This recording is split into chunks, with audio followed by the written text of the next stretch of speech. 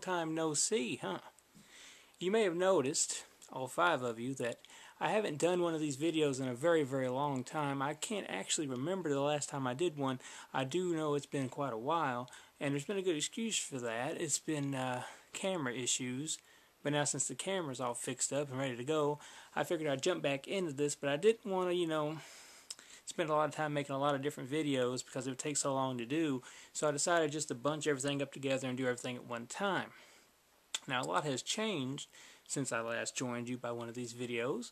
I now do the Zombies Don't podcast on the new revamped ZombiesDon'tRun.net. If you haven't took a look at that recently, I would advise that you do, because it looks pretty good, if I do say so myself.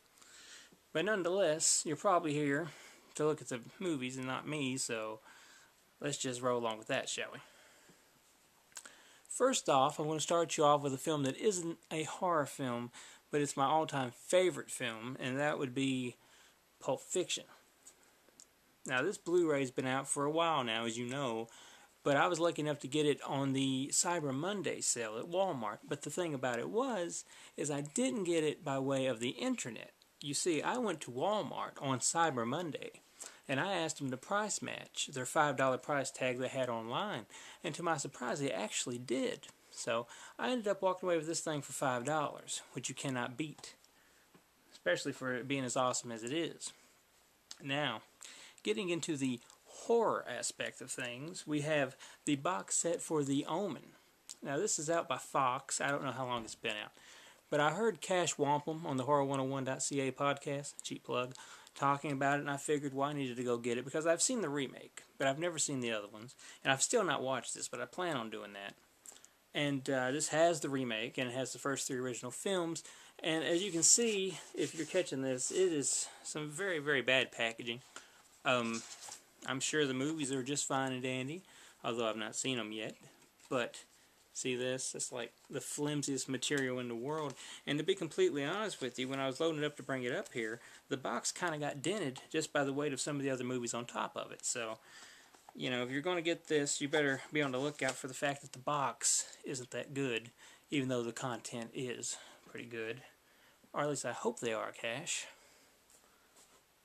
And of course, if you've read the site, you realize I'm a big Anchor Bay fan. I mean, back in the old days to Stars and all that good stuff now. But I decided to really catch up on some Anchor Bay stuff I've been meaning to get.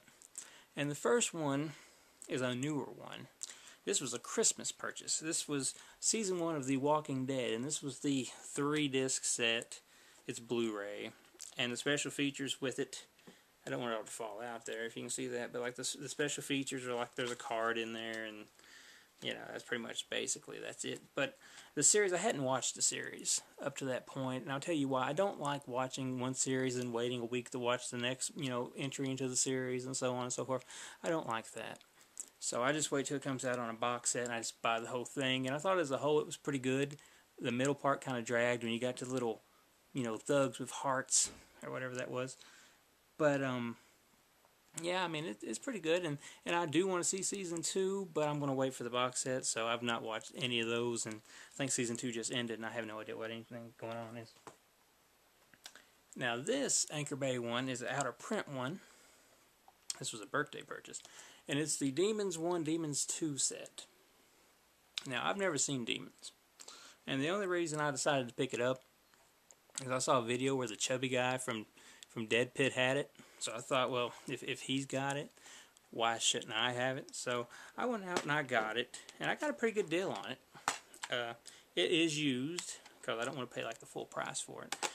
But it is used. It looks brand new on the bottom, though, so I don't think you can beat that. I think I got it. I think it's like $21. So, like I said, you can't beat that.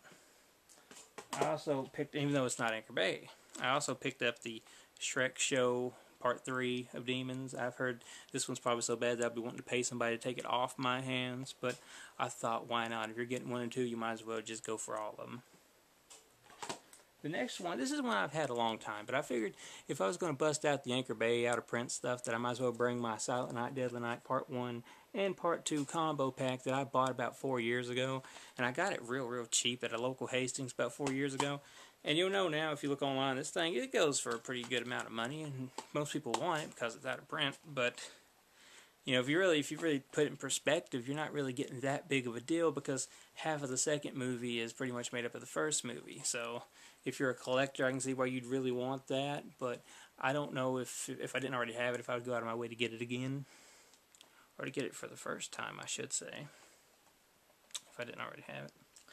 And of course, this brings us to the last thing, the coup de grace, if you will. It's the Silent Night, whoops, botch. It's the Sleepaway Camp box set, I should say.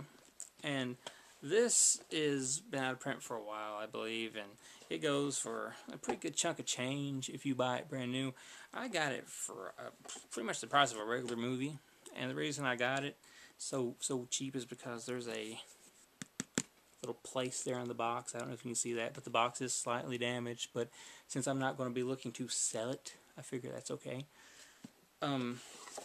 As far as the stuff in it, you know, you get all 3 movies, and you get the disc for the 4th movie that, at the time it was made, wasn't completed yet. I think they're completing it now. And it doesn't have a scratch on the bottom of it, so I don't think they even looked at it, or at least if they looked at it, they looked at it once. But yeah, I mean, that's just some of the stuff I got. I figured I didn't want to like make a 2-hour video showing everything that I've had sent to me and all that good stuff, although I have had quite a bit of screeners, like so many screeners sent to me right now that I don't know if I'm ever going to get caught up on all of them. And my living room where I keep my movies is pretty much becoming a video store. But that's pretty much what I got this time. I'll try to come back a lot sooner with new videos. You know, maybe next time we'll get back into the traditional inside the box thing where I'll show you the trailers and all that good stuff. And of course, if you haven't seen it yet, I did upload a video of me doing the Cinnamon Challenge, which, believe it or not, got me interviewed in the Wall Street Journal. So there's something off the life bucket list and something to brag about for the rest of my life, because it's probably not going to get no better than that. And I guess really besides the video that me and Goob made to advertise the podcast, I guess there's really nothing else to say besides pick up Shannon Rouleau's cookbook, Cannibal Kitchen, which is now available on zombiesdon'trun.net. You can click through there to the site that it's actually available on. And I would tell you the site that it's actually available on, but I can't remember what the address is. So, guess that's all I got to say. Sayonara.